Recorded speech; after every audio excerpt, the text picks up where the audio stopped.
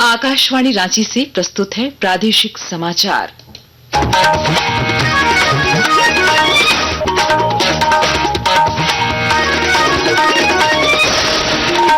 नमस्कार, प्रादेशिक समाचारों के साथ मैं प्रियंका। पहले मुख्य समाचार। राष्ट्रपति द्रौपदी मुर्मू ने वक्फ संशोधन बिल को दी मंजूरी। इसके साथ ही वक्फ संशोधन बिल बना कानून।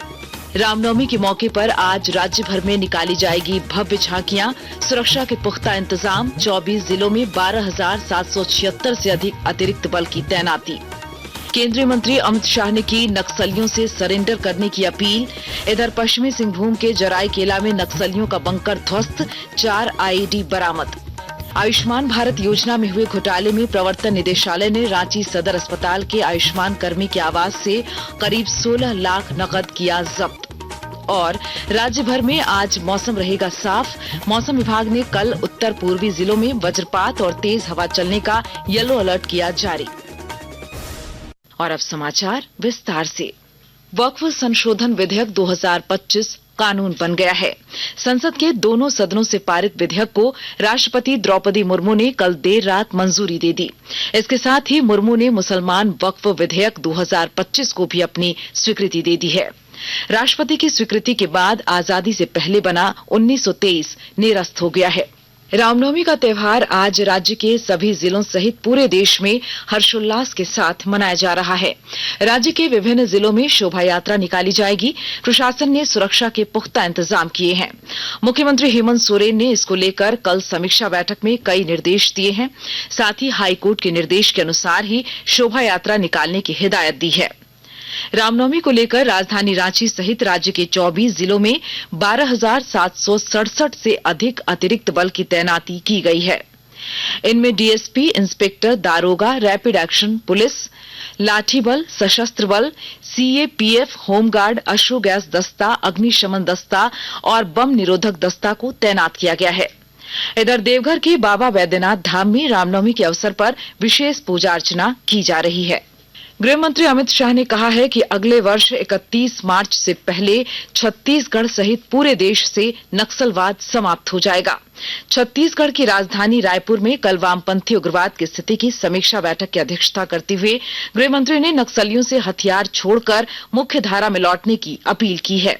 मैं आज सभी जिनके हाथ में हथियार है वो और हथियार नहीं है वो सभी नक्सली भाइयों को विनती करने आया हूं, आप हथियार डाल दीजिए, मेन स्ट्रीम में आइए, आप हमारे अपने हैं। गृह मंत्री ने कहा कि प्रधानमंत्री नरेंद्र मोदी के नेतृत्व में डबल इंजन की सरकार नक्सलवाद का समूल नाश करने के लिए हर संभव प्रयास कर रही है।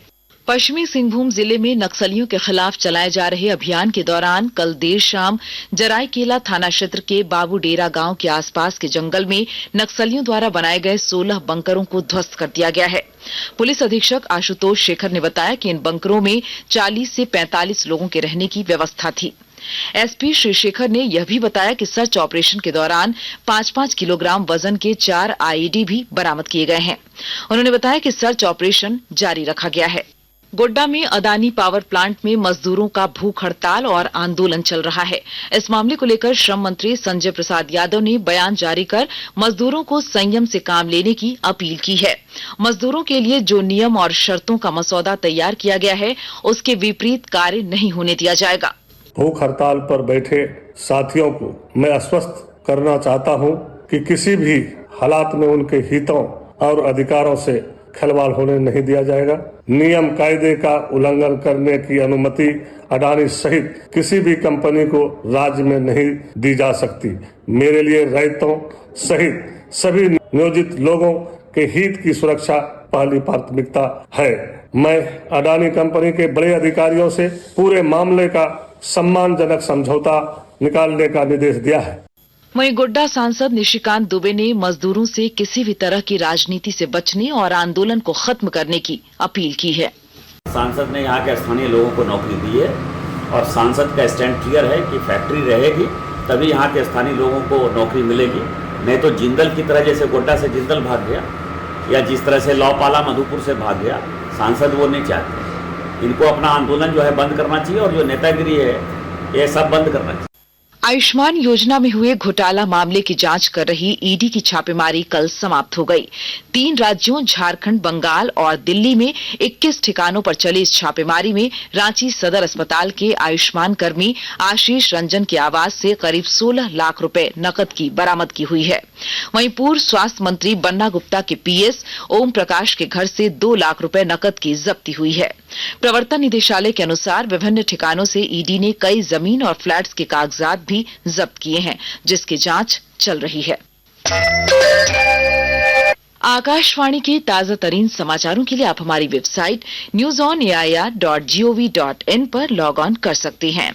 ताजा समाचार X handle @AIR news alerts और Facebook page All India Radio News पर भी उपलब्ध है। आप प्रादेशिक समाचार एकांश के X handle @AIR news _Ranchi और Facebook page Akashvani news Ranchi, Instagram page तथा YouTube channel AIR news Ranchi पर भी हमारे बुलेटिन सुन सकते हैं। प्रादेशिक समाचार आप आकाशवाणी रांची से सुन रहे हैं। आसनसोल मंडल के डीआरएम चेतनानंद सिंह ने गिरिडीह रेलवे स्टेशन पर सुरक्षा बल के भवन का उद्घाटन किया। इस मौके पर डीआरएम ने बताया कि गिरिडीह रेलवे स्टेशन के विकास को लेकर रेलवे प्रशासन निरंतर प्रयासरत है। साथ ही महेश मुंडा स्टेशन के विकास को लेकर भी योजनाबद्ध तरीके से काम जारी है। तो समयबद्ध तरीके से जो छोटी छोटी सुविधाएं हैं स्टेशन में उसको बढ़ाने का हम लोग प्रयास करें ताकि ये स्टेशन में जो लोग आए उनको पूरी सुविधाएं मिल सकें। दूसरा है कि गिरिडीह क्षेत्र में जैसे कोयला का काफ़ी खनन बढ़ने की आशंका है और सीसीएल कह रहे हैं कि वो एक और माइन स्टार्ट करने वाले हैं और उसके लिए जो भी सुविधाएं हैं वो रेलवे के ही मार्फत से वो कोयला निकल के आए।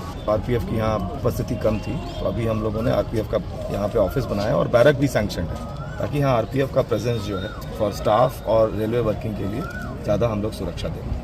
पाकुड़ जिले में कृषि के साथ साथ पशुपालन को भी बढ़ावा देने पर जिला प्रशासन जोर दे रहा है और जानकारी दे रहे हैं हमारे संवाददाता।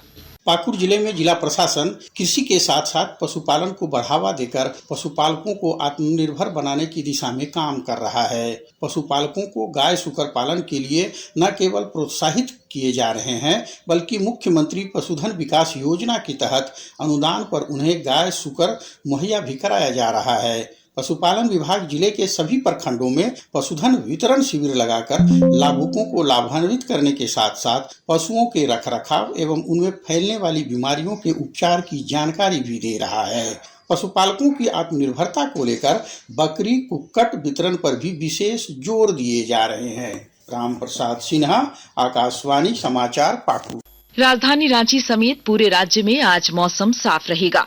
मौसम विभाग के अनुसार कल से फिर से राज्य के उत्तर पूर्वी जिलों में मौसम में बदलाव होने की संभावना है। देवघर, धनबाद, दुमका, गिरिडीह, गोड्डा, जामताड़ा, पाकुड़ तथा साहिबगंज शामिल हैं। इन जिलों के कुछ इलाकों में गर्जन, वज्रपात और 30 से 40 किलोमीटर की गति से हवा चलने की आशंका है। इन जिलों के लिए मौसम विभाग ने येलो अलर्ट जारी किया है। साथ ही विभाग ने राज्य के अन्य कई इलाकों के लिए भी वज्रपात, गर्जन और 40 से 50 किलोमीटर की गति से तेज हवा चलने को लेकर ऑरेंज अलर्ट जारी किया है। आईपीएल के 18वें सीजन में कल खेले गए मुकाबले में राजस्थान रॉयल्स ने पंजाब किंग्स को उसके घरेलू मैदान मुल्लामपुर में 50 रनों से मात दी। पंजाब की यह इस सीजन की पहली हार रही, जबकि राजस्थान ने दमदार वापसी के संकेत दिए हैं। वहीं चेन्नई में खेले गए मुकाबले में दिल्ली कैपिटल्स ने चेन्नई सुपर किंग्स को 25 रनों से हराया। और आइए अब सुनते हैं अखबारों की सुर्खियां। राजधानी रांची से प्रकाशित होने वाले सभी अखबारों ने रामनवमी की तैयारियों और इसे लेकर मुख्यमंत्री द्वारा दिए गए निर्देश की खबर को प्रमुखता से प्रकाशित किया है।